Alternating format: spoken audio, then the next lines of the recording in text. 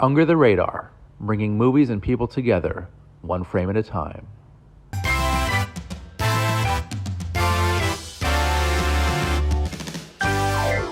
Hey guys, I'm Rand Younger, and this is another episode of Under the Radar, bringing movies and people together, one frame at a time. And with me tonight, as always, I have a lovely panel of guest critics. Ladies first, we have Miss Ivy Lofberg. Hey, Ivy. Hey, super happy to be here. Happy to have you. It's been a while, but happy to have you back as always, for sure. And Mr. Matt Roran, no stranger to Under the Radar. Hello. Always a pleasure, Randy. So welcome, guys, and we've got a very sleep and dream-centric episode tonight. We're going to be discussing two films that they deal heavily with dreams and the dreamscape and the characters surrounded by that. The first film it's been a while coming. We were supposed to review this a while ago, but hey, better late than never. It's the Nicolas Cage surrealist dramedy fantasy adventure. It's called Dream Scenario, and it is a wacky film, truly zany. It's released by A24 Films. They pretty much never give us a bad film. It's produced by Ari Aster as well, so you might know him most recently from Beau is Afraid. He did Hereditary and Midsummer. He's one of my favorite working filmmakers today, and he had his hand in this ridiculous film. Basically, in this movie, we have Paul Matthews, played by Cage, who's a mild-mannered professor who miraculously starts popping up in people's dreams and becomes an overnight sensation and a celebrity. These dreams range from erotic to violent, and they're everywhere, all at once. And I love this film. It was better than I expected. I watched it twice for purposes of this review, and I think it's on my top 10 for the year for 2023. And yeah, I want to hear from you, fine folks. Ivy, ladies first. What'd you think of Dream Scenario? Oh my gosh, I love Dream Scenario so much. I feel like I'm so happy that they're still making these zany movies. I feel like there was a little bit of a drought of these really experimental, fun movies that kind of take on a lot of really interesting topics, I feel like, about fame and how unprepared I feel like the common person kind of is, and how surreal fame is, and how random it is. I love too. I feel like it really comments on. I can imagine Nicolas Cage being able to relate to this character in a lot of ways, in terms of like a lot of celebrities end up in people's dreams, and just like, how do you handle kind of being a part of the collective consciousness as just a human. So I love that. I feel like he's kind of playing with that, but he's just this kind of this. What I love so much about the movie too is, as an evolutionary biologist, I feel like he handles the whole situation very poorly. With like the potential that he could have, like, as a scientist, and a behavioral and evolutionary scientist, and kind of to be the subject of it. I love how it feels like the fame is so confusing to him that he misses this incredible opportunity that he has, which was really entertaining. And I just loved. I could go on and on, but happy to pass it over to. I just want to say, like, it's ridiculous. Like, he is definitely a mild-mannered individual, and the way he approaches fame and this like celebrity is really funny. I think this is one of Cage's best performances ever, and the man's been working for over 40 years. But I think since 2016, when he did Mandy, I think this is definitely his renaissance, and he's really, every year he is surprising me left and right with his roles, and just the power and the humor of each movie performance. So this is a fantastic movie. It's a prime Cage. I think this is like it's also a great pairing with you know, the well, oh my god, why the one where he plays himself. I'm like, what? Oh, Extreme. adaptation. No, the Oh, one that just came out with Pedro Pascal. Like, Al oh, over yeah, massive that, the yeah, the unbearable weight of massive talent. It's yes, like, that's the yeah, time. like it's a great like companion piece. It's like him just playing these like, because it's like it's more like it, it's like a movie version of him. There's like a weird dream version of him. Also, this is also a great companion piece, I think, to Astor's Beau is Afraid, Yeah, for a cavalcade of just weird visuals yes, and dreamlike scenarios. But I love how he played this one. I just like the character is like just so like clueless about it, and like yeah, really plays it like a guy who's like a celebrity from like being on like a news interview or whatever. mm, And like just like the way he treats it, the dreams themselves are incredible, whether they're like mundane or they're totally out there. Like each one is, I could watch like 2 hours of just the dreams people had with him in yeah, them. It's like I kind of wish there were more of them in the movie. I know. uh it's so entertaining to watch. Yeah, it's like, and they blend them so well, like, but Yeah, between the dream life and the real life, like it's kind of just a line that's just constantly blurred. yeah, There's a scene with the Molly character, where she's envisioning him, just doing crazy things to her, and you see him. I don't want to give too much away, but it has to do with like a silhouette.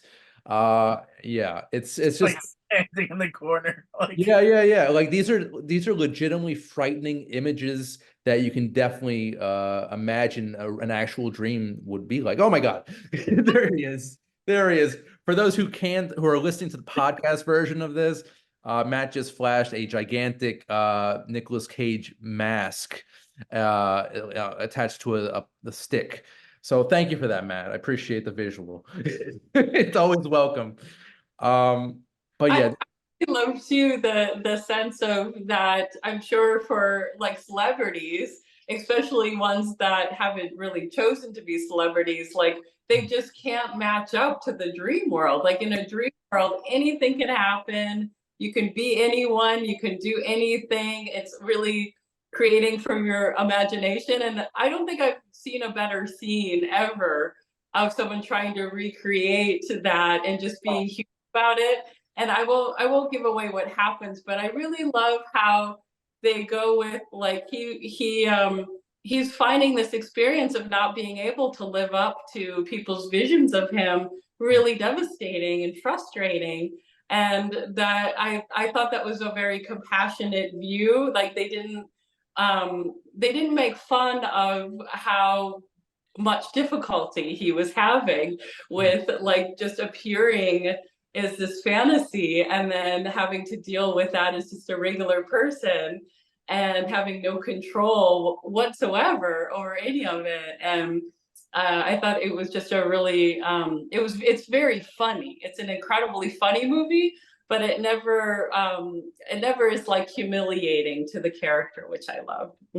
it's hilarious. It's thought-provoking. It's a perfect satire on celebrity life and becoming an inadvertent celebrity how this person deals with fame, especially in an era of social media. That I think they nailed it in that respect, and it is just a really smart movie. And again, one of Cage's best performances ever.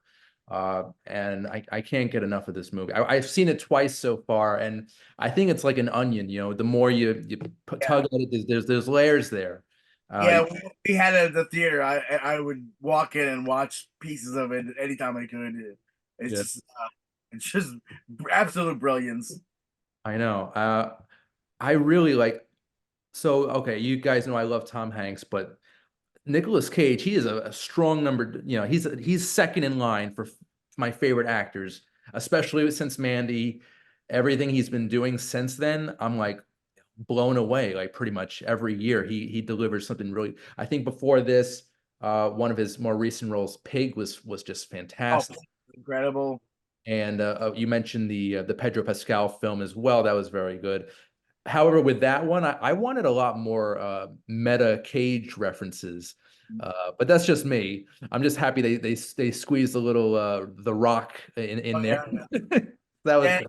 you got some Rock, some Face Off, Yeah. some kind of, the majors you got. Yes. So, Hey, maybe it'll be a sequel or a spin. I mean, a spin-off. Like if they can do Willow and National Treasure, which we actually reviewed last week, I think they can do a spin-off of that. So, yeah, I'm big. I got to come up with a good term for like what would we say, like a cage head or a fan of Nicolas Cage. I'll think of something better. I, I know, Matt, that the wheels are turning, but we'll get back to you. So yeah, Dream Scenario, I believe it is available to rent right now on Amazon Prime. I think you can also buy it, which would be amazing. I would definitely own this for sure. Again, the more you see it, the more the more stuff you'll discover. It's really like a dream, just over and over, and you just replay it. But yeah, I'm really happy about this movie. I think it's going to be on my number 10 for the year. How about you guys? Do you think this will be on the top of your list? Yeah. definitely gonna be within the top 10 for me. Nice. Absolutely for me too, because I what I love so much about it is I really have a hard time with films that try to like be too abstract and too dreamlike Right. that you don't even know what's going on and they're like, oh, it's art.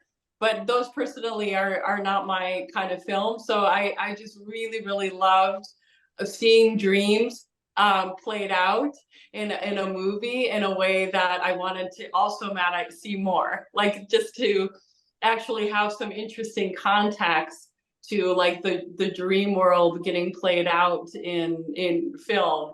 I thought was just really brilliant because that can really go either way.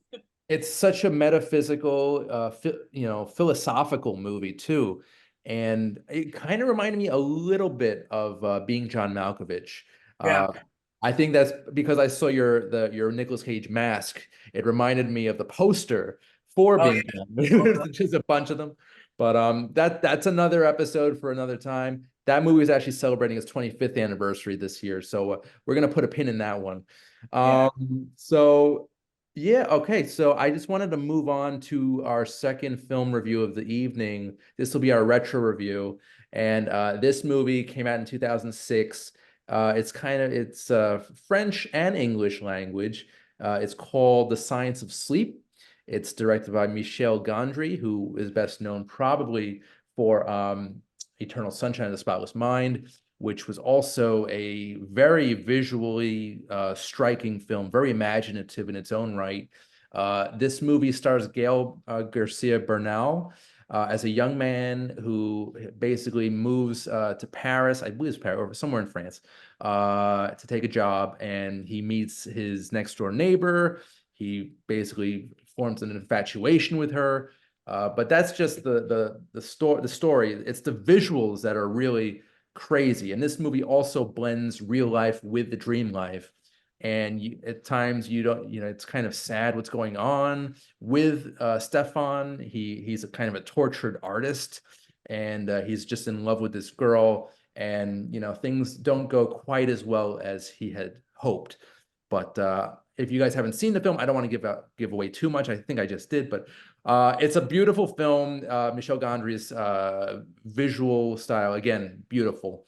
And Matt, I know you're a big fan. Yeah, I mean, he got me immediately. Like in that era of music videos, you had him and Spike Jones, Hmm. back in their music directing days, doing all the Beck and Beastie Boys and Bjork videos, and Foo Fighters. Some of those videos are probably the best videos ever made. And they're so creative and imaginative. And it was like when I first heard Spike Jones was directing a movie, and then it was like he did Charlie Kaufman, and then Michelle Gondry did Charlie Kaufman, and you're just like, oh my god, and like it's like, yeah, the perfect melding of the director and the writer of like bizarre like stream of consciousness, like yeah, I mean, Gondry's first movie, Human Nature, it's like it's good. I like it, but it's it wasn't. It felt like he didn't have enough freedom with it. Mm. But Eternal Sunshine really like that one really knocked it out of the park. And then he went on to do Be Kind, Rewind, and you definitely see his vision in these big budget films. Yeah. It's really really I love the practical effects. There's not a lot of yeah computer visual effects. yeah yeah. There's a lot of like handmade Yep. prop, like It's and very like childlike, yeah, especially in this movie. Like his like, and it's not like a like it's like a TV channel like station camera, but it's made out of cardboard, and his sets are made out of cardboard, yeah, and it's just like it's great because it's like a child's imagination, and like he's been holding on to this his whole life, and like everything about this movie is very childlike. right. Uh, Because Stefan is basically a man yeah, child. yeah, and I mean, the character is in all in all aspects of his life pretty childlike. But yeah, like it's I love seeing like just like practical stuff like that where it's just like oh, this is like when I was a kid and I'd like build forts and play this at home and like whatever, and it's like seeing an adult doing that, and like it's a nice thing. I love the cellophane water. That's Oh, beautiful. yeah, like when they pour the water on the guy outside, like all the stuff like that, like the fire and everything, like Yeah, the use of just it's so creative. right. And it But it's like, definitely, yeah, these are all like little things that he did for music videos, and it's like it's cool that he got to like utilize them in a movie. yeah, very imaginative, and it definitely fits the theme of dreams very, Yeah. very well. Ivy, what did you think of The Science of Sleep? I also really agree. I love this movie so much. I feel like if I were an actor, this would be the kind of movie I would be thrilled to do, because it's one of those movies where like in real life, someone with those mental health problems or challenges, with what he's going through mentally in real life, it is can be very bleak, and can be very serious and very heavy. And I love that. I feel like film can take the complexity of the what he's dealing with and really put it into the context of something beautiful and interesting and imaginative. And I feel like the movies can do that, and I love that so much. Because I feel like just when they try to do these on their own, and kind of deal with these challenges and these differences in the way of looking at the world and thinking in a dramatic way, it doesn't really capture also the magic of how this person is looking at the world and the beautiful aspects of how their mind works. And so I feel like to be able to capture that in a movie, I think Michelle Gondry is the perfect person to do that, to really highlight that these people who have these really interesting minds, that maybe outside of the norm, have very incredibly beautiful, interesting minds, and they should be taken care of, and that should be celebrated about them, And so I feel like Wish Gondry is such a beautiful artist in that way. Of really, his films are always like celebrating I feel like the practical effects make things feel very cozy, comfy, and very tangible and real. It's like something that is coming out of your own imagination, instead of a lot of, I feel like the other effects now, a lot of the 3D effects, it's kind of like something someone else is creating it, and it's coming at you, and you don't really have any sense of that you could create that. And I love the Science of Sleep. You can see the handiwork, you can see the craft work in the creation, and it feels like that feels very comforting. I feel like kind of is, I find this movie, especially as a human, just a very comforting kind of movie to watch. We definitely need more movies like this. We got to abandon computer generated imagery, give it a rest, because we need actual art like movies like The Science of Sleep. This is true art, you know, it really is. And the artisans involved with this movie in particular should be commended. It's just a really wonderful film, and it touches on some really deep issues, deep themes. But we never hear about this movie. You know, I think, part of Under the Radar is bringing movies that are not really well known to that are under the radar. Yes. Yeah, under yes. I think The Science of Sleep is the epitome of the types of movies that we try to bring to the forefront. So I'm happy that we can discuss this movie tonight. I also wanted to go back to the dream scenario, and we didn't talk at all about the wonderful direction. The director here, Christopher Borgli, who I am not familiar with this gentleman. I think he has one movie he did before this, which I heard was excellent, and I still need to see it. He had two movies. One was from 2017 called Drib. The other was in 2022 called Sick of Myself. That's the one that I heard about. Yeah, and just from the poster alone, it looks very crazy, and I'm not surprised by that. But he's Norwegian, and he's actually my age. It's interesting. But yeah, I am gonna check out his previous two movies, because this man he has a good eye, I must say. So, and also back to Dream Scenario, we didn't really talk about the supporting cast, which is actually really strong here. Julianne Nicholson plays Paul Matthews' wife in the film. And we also have Michael Cera, who I don't really like, except for Scott Pilgrim. And He's the best. Yeah. I love Michael Cera. You do? Okay, fair. Absolutely love him. Okay. Are you being sarcastic or not? No, I think he's phenomenal. Like, Okay. I fell in love with him in Arrested Development, and Yes. and there's been no turning back. I think he's. I mean, come on, Alan and Barbie is one of the greatest things of all time. Yes, I'll agree with you on that one. And also Tim Meadows has a small part as Nicolas Cage's boss. He was very deadpan. I thought he was very funny, actually. And Dylan Galula and also Dylan Baker, who people probably know best from Spider-Man 2, Spider-Man 3 as the Lizard. Dr. Kurt, was it Kurt Connors? I think it was Kurt. Kurt Connors, yep. So interesting cast. So yeah, dream scenario. But these movies, I mean, there are so many great movies that deal with dreams. I was really thinking hard. I was originally gonna do Eternal Sunshine, but that was more about memory than dreams. And then I thought about maybe we should talk about Total Recall, but that's that's about getting your ass to Mars. Yes, it is. See the party, like yes. Get your ass to Mars. You're me, I'm you. Yeah, so there's a lot of great movies. Off the top of your heads, guys, are there any other movies that deal with dreams that like come to mind?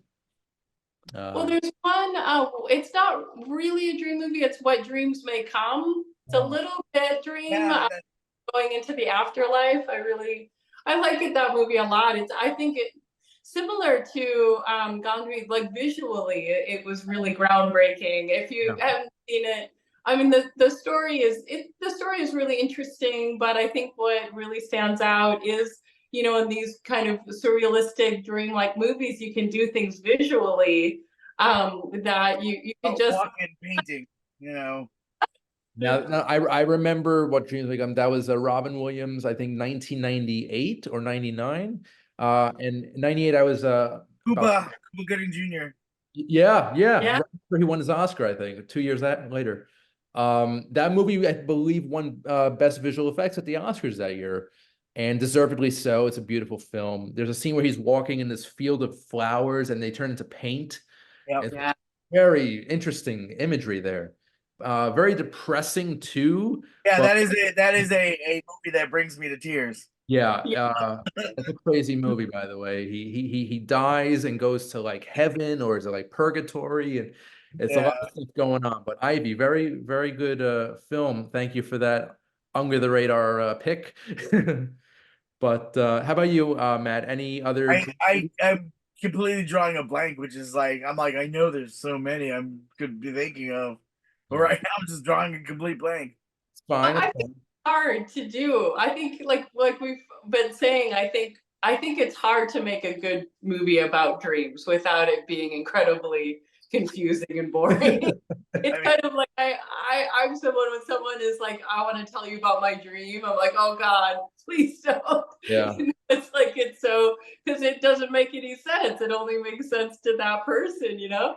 right. And I really love when it's done really well like this, where you actually wanna see like what this one guy is doing in everybody's like dreams.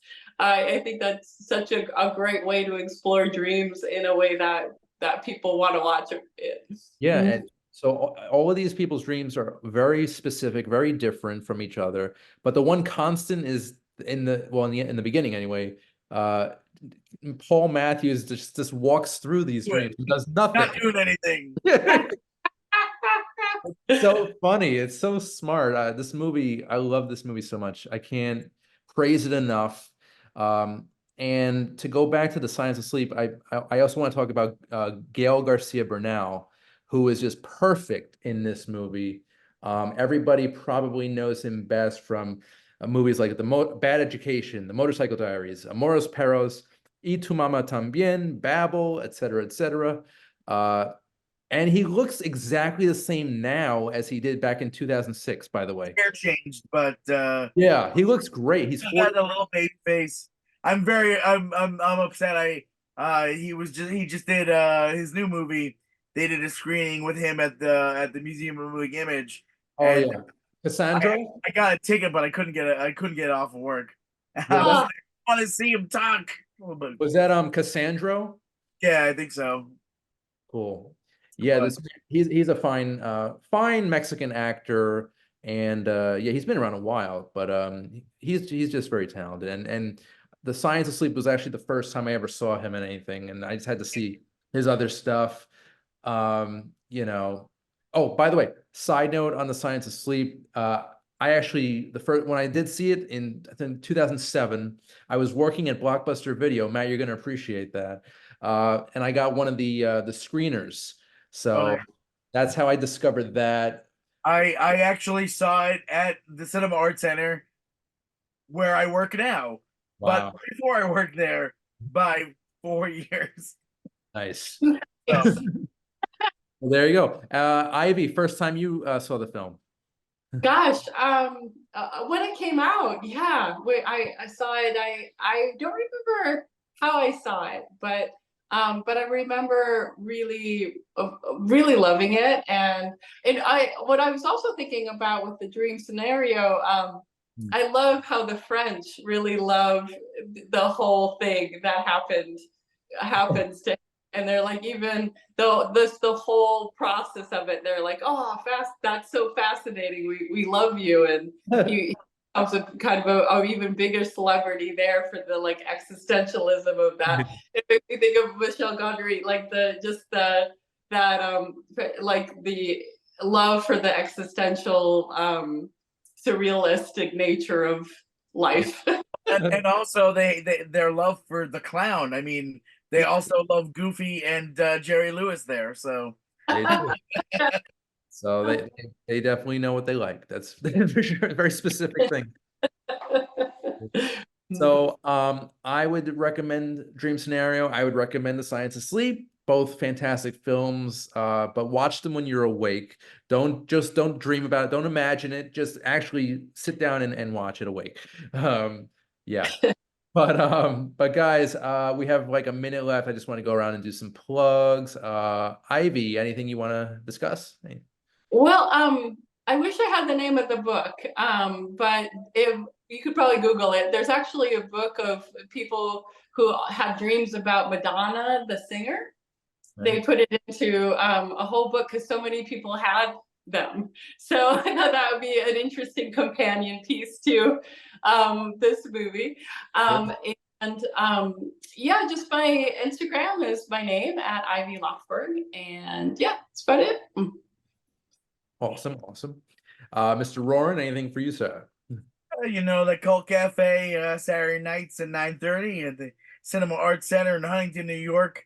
We got coming up. We got my Women's History Month schedule coming up for March. We're doing League of Their Own. We're doing Clueless. We're doing Lost in Translation. We're doing Just One of the Guys. It's going to be a good time. Female directors a go-go, and some of the finest films. Sounds good. Your man Tom Hanks. Yeah, you definitely had me at A League of Their Own. Yep. John Lovett. There you go. Hey. No, but you had me because I was literally, I think it was today or yesterday, I was listening to the League of Their Own score by Hans Zimmer. And it's a nice early fun score from him. That's just a fun movie overall, and it's just a really nice message of kind of female empowerment. From the writers of City Slickers.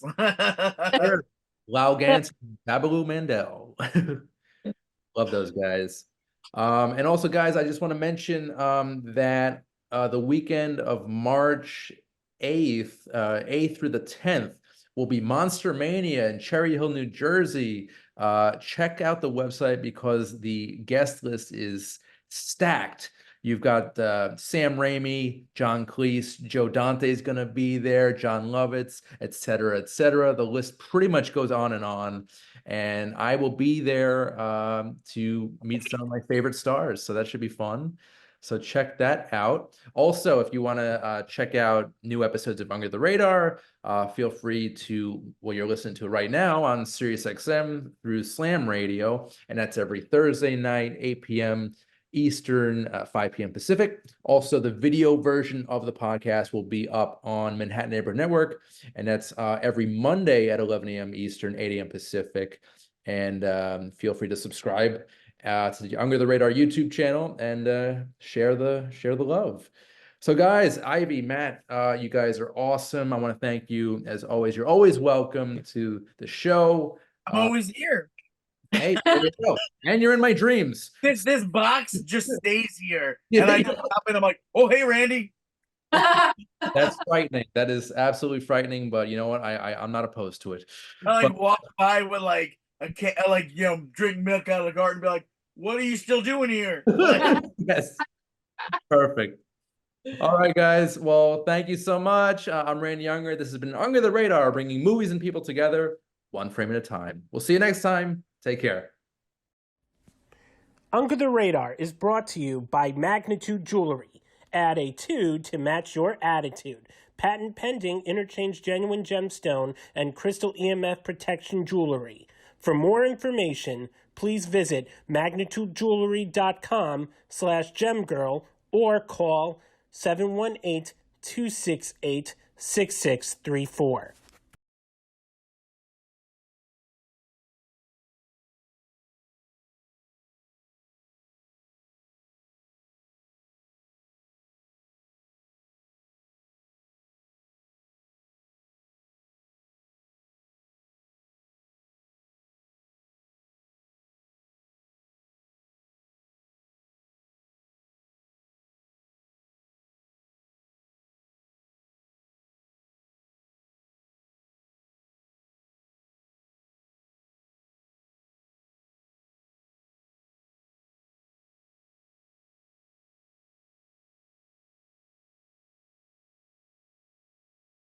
I want to jump right in. How did the project originally come about? John, you co-wrote it, so why don't you start? Yeah, well, it's my wife and I wrote the film together. It's based on some sort of autobiographical history between both of us. Every town in America has one of these sort of no-tell motels. And there was a period of time that my family and I actually lived in one for about a year and a half. And so the idea of like the prostitute family actually was something that existed a couple of doors down from us. But the film itself was inspired by a newspaper. It was a news broadcast about a protest that was happening at a motel in upstate New York, and they wanted the prisoners to be kicked out. And we kind of thought to ourselves, well, where the hell are these people supposed to go? So it, like everything else, it's a little bit of us, and it's a little bit of what's happening in the world. Well, John, don't forget too about your, I don't know how much you want to go into that. You can delve in yourself if you want, but you also had some experiences like with Peanut, very similar in terms of some of the traumatic experiences in your life. So I don't think you've ever talked about that before. So maybe we should reward Randy for being so kind and doing this interview with us so we didn't have to drive out there and give him a little more.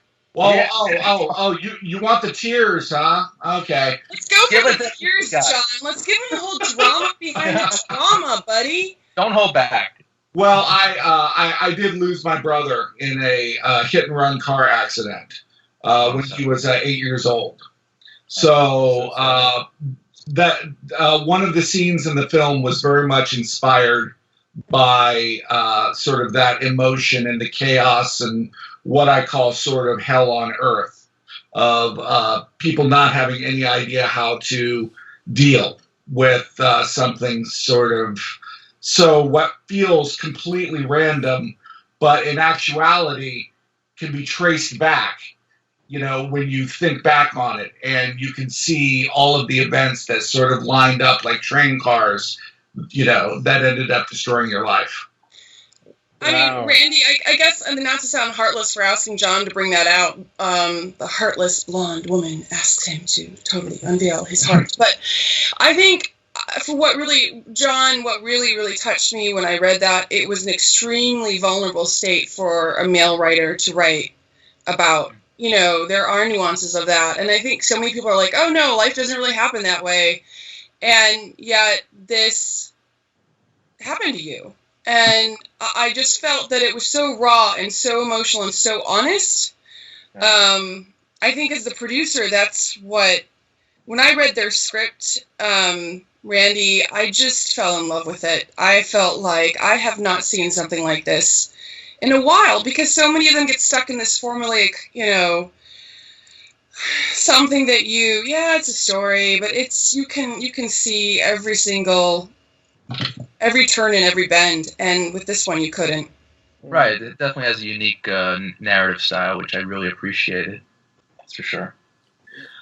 Chris, it totally the fact that you've been mentioning that vulnerable state definitely puts some of the scenes into perspective, and that's very, very admirable for you to kind of just drop your guard like that and really show that essence right on the film.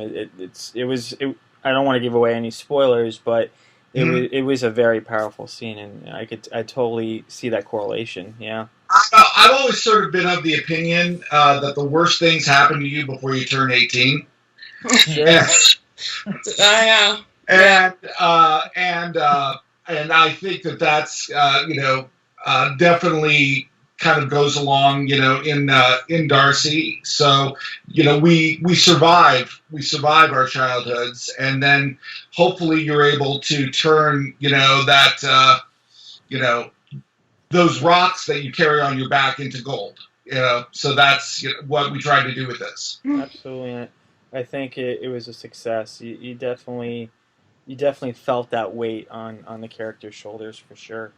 And given the gravity of the film, why do you think that now is a great time to project this onto the world, to show the world this story?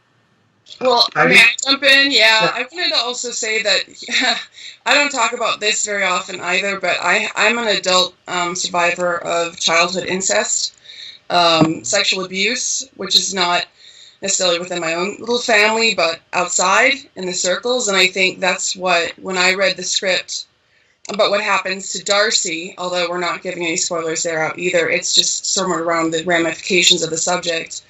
It was the most honest script I had ever seen about a topic so complex and so hard to grasp in terms of a story. It's very easy to make it black and white, 100% evil or 100% good. And I felt that it was able to do that. So that being said, as a woman in the business for a while, I got a little tired of how this subject matter was portrayed on both ends, both towards the man and the girl, and both genders. And I felt like this one left the gray zone there for audiences to think about. And it was like walking a fence. When we started this, John, when did I optioned it from you guys? It was like 2013, wasn't it? Yeah, it was 4 years ago. It was 4 years ago, huh? Yep. Wow. And back then, of course, all these things were not happening. So I just think it's, John being an Aquarius and Tracy being a Virgo and my being a Pisces, it's a pretty dangerous combination. I don't know. We're really happy to see that things are being said and done. Wouldn't you say, John? Oh, I think that one of the greatest evils that happens in this world is the domination of women. It's what holds us back as a species. And if you kind of go along the line of all of the male characters, some of them they think that they have all of the women's best interest at heart, but basically it's a series of men trying to dominate women in the film, and not letting them bloom. And Darcy is a great example of somebody that's trying to burst forth from the light, from a light that's sort of been planned out for her. And that to me is incredibly timely, and anything that we can do to talk about changing the not just the dynamic, but changing the conversation and taking responsibility as men. Just because we're not Harvey Weinstein doesn't mean that we're not part of the problem. And that, for example, just the fact that Heidi and I were co-directors on this, it was very important that we gave each other opportunity, we gave each other space, and we gave each other room. Where I would take a scene, or she would take a scene, or sometimes we would do it together. And we had fights. I mean, we're two very strong characters in ourselves. But sure. I do think now, in retrospect, that those sparks really lent something very alive. It's one of those things where sometimes if something's too easy, then it just doesn't have the same life to it. So I think it was also being a subject matter that was close to both of us in our own way. I remember watching John and being with John when we were shooting that scene, you guys, the big climax scene at the end, which I won't give away. Right. And John was so over. It was almost like he was just possessed. He was possessed in that moment, and I acted in it, and nothing gave me better strength than to know that I was sort of bringing. That's what actors want to do, I mean, I did this because I really love to act, and here's these great roles, and to feel like I had done John's service in the story, it just brings tears to my eyes even now, because he was really, really taken away. I mean, John, quick question for you. Did you feel like facing those demons was good for you in the end? When you're trying to sort of recreate a moment in your life, I think it's a very surreal experience. And every time I watch the film, I cry. So, Yeah, especially with Lawton playing Peanut. Oh, my yeah. God, he's Yeah, amazing.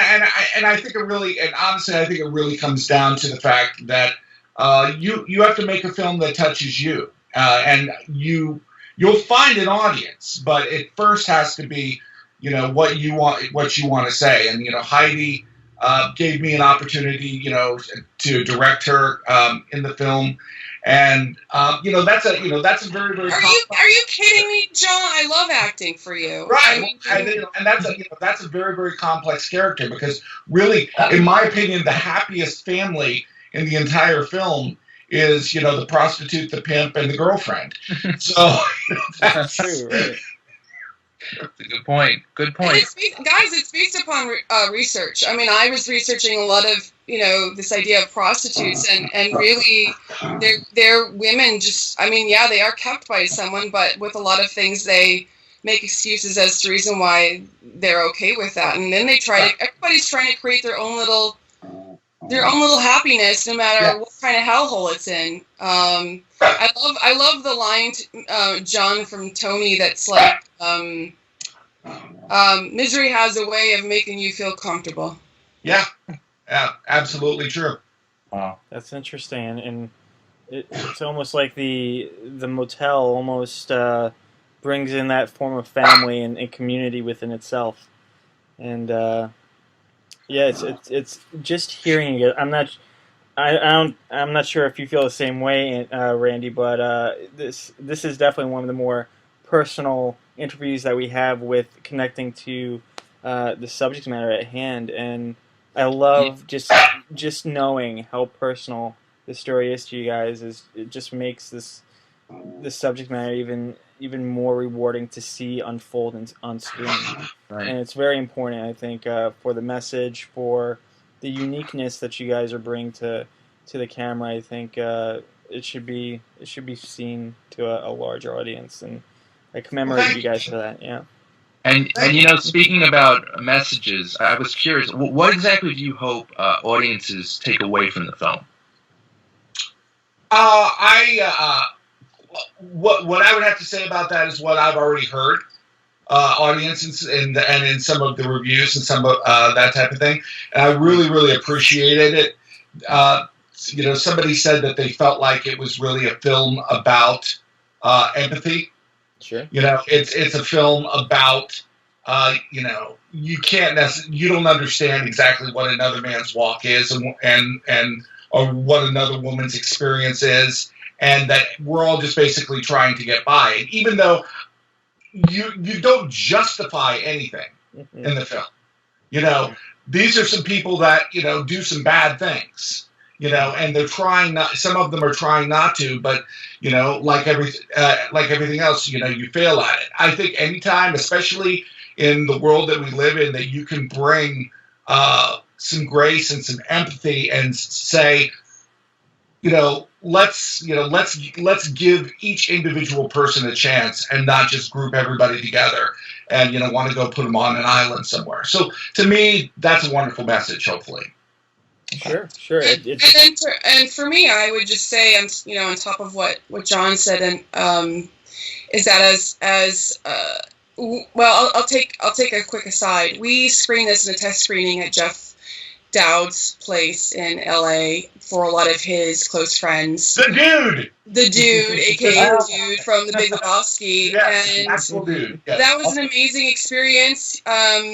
He had a couple of women who were around my age, and it was amazing because after watching the film, they were so touched by it. They said, that exact same thing happened to me when I was a teenager. That's how and yet they were there with their significant other, and like this one woman in particular, her significant other, he said, "Oh my God, I had no idea you went through that." And if anything, it brought them even closer together, because here she was holding these battle scars to her heart and never opening up about it. And I think for me, it was about creating this discourse where we can start talking about this, because to carry that shame your whole life as a female, or as a male, because it happens to men too when they're boys, is really something that we don't need. They're strong survivors, and they need to be able to talk about it,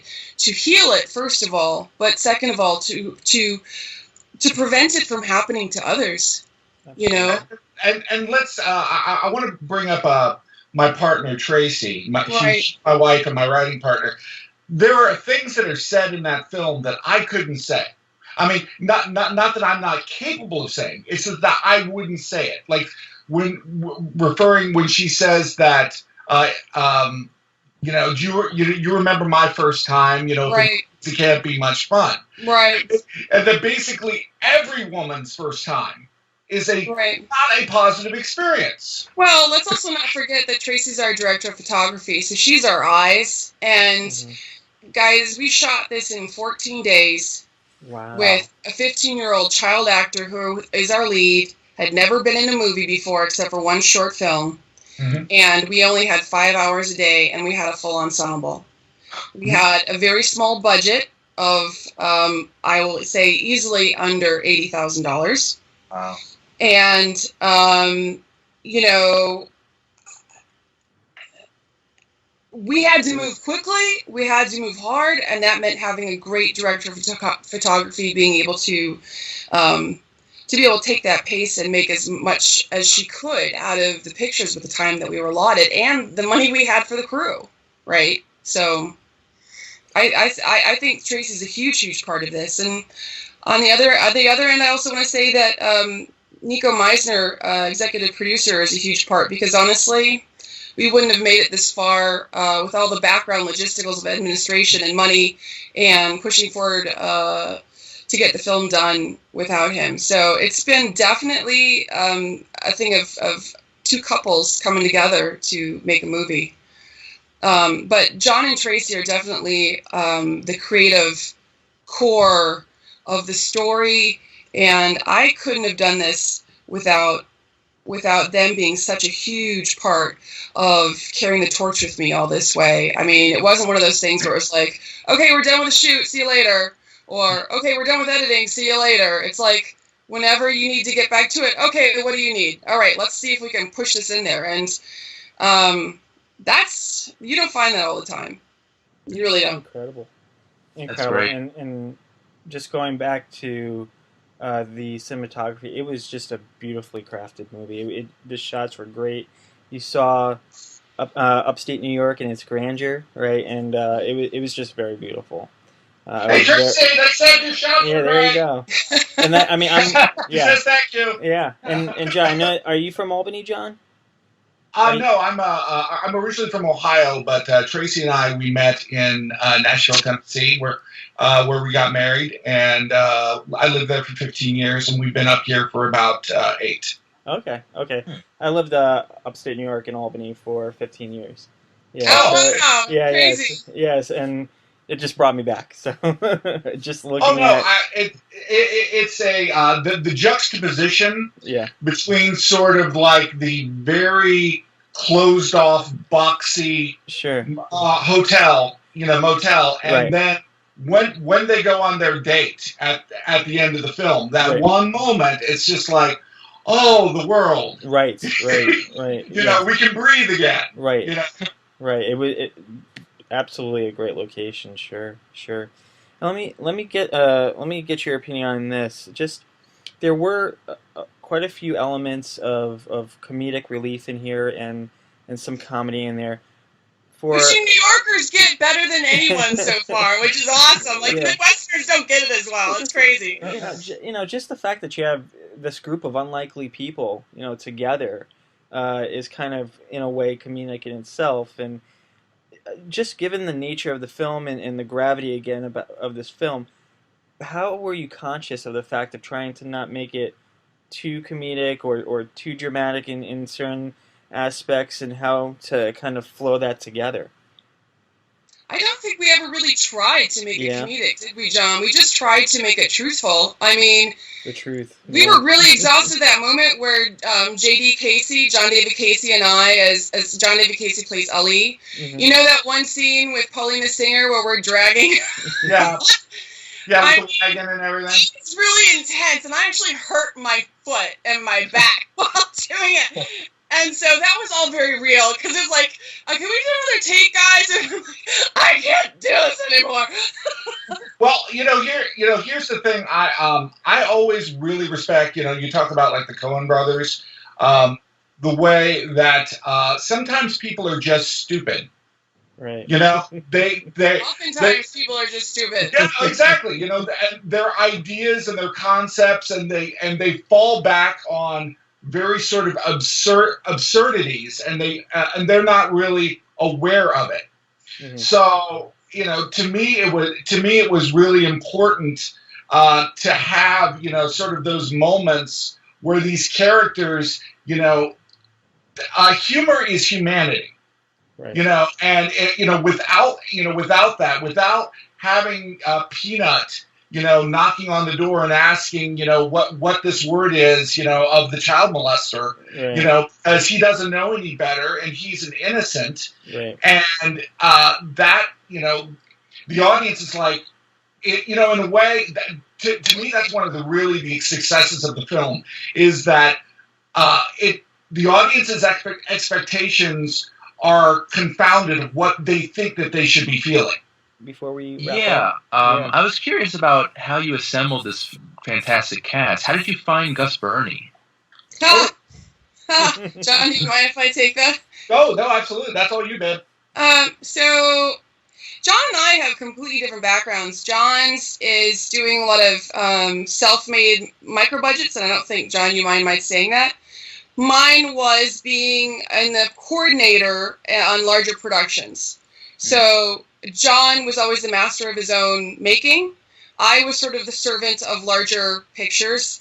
And I worked on a lot of actually German international features in the Hudson Valley. And I got to know this casting director through that process, Caroline Sinclair. So when I was like, okay, I think I'm brave enough now to take on my first feature, just finally having some creative voice myself with John and Tracy, of course. Caroline, would you be there? And she was so supportive. And I have to say, we did a huge casting in New York City. We had talent coming from Gersh, from Paradigm. John, we were blown away. I mean, really, weren't we? We had no idea, because here we were, this little indie. We had we just gotten actually an investor. We thought we were going to make this thing for 5-8 days on a budget of $6,000. And next thing we know, we had we had a lot of 18-year-old girls come in, and my mentor, Catherine McDermott, who had a long career over at Columbia Pictures, she was like, do not, whatever you do. And even John and Tracy were like, I don't know, man, 15-year-old, I think we should go with an 18-year-old, just because it was safer and we could work longer in the day. But I think we were all really enthralled by Gus. Of course, we had no clue who her parents were. We didn't know. It was really one of those things where we had done all of our creative visualizations, and do you guys remember the Lady of Shalott? There's this. Heidi, they have no clue who her parents are. Huh? They have no clue who her parents are. Guys, do you know who her parents are? No. Bernie? Oh, well, Reed Birney and Connie Schulman. Okay. So, Reed Birney is from, he won a Tony for The Humans, actually. House of Cards. And House of Cards. And then Connie is in Orange is the New Black. She's Erica Yoga Jones or something like that, right, John? Oh, really? Okay. But we didn't know. We were just like, okay, who is this girl who looks like a doe? I mean, she has something really amazing. Right. And we fought for her, and now I don't think we had one moment where we regretted taking that risk, huh, John? No. And Gus just has, she's just a star. And since then, she's done The Mist, and she has a Sarah Jessica Parker movie. Paulina Singer, she who plays... She's another one, yeah. God, she's done a couple of series since then, and I had sort of the idea of the classic waifish blonde, crack prostitute, and she was completely different from that, just because she was so incredible. Hey guys, so we have to wrap up a bit, but I want to thank you so much for your time today. Absolutely.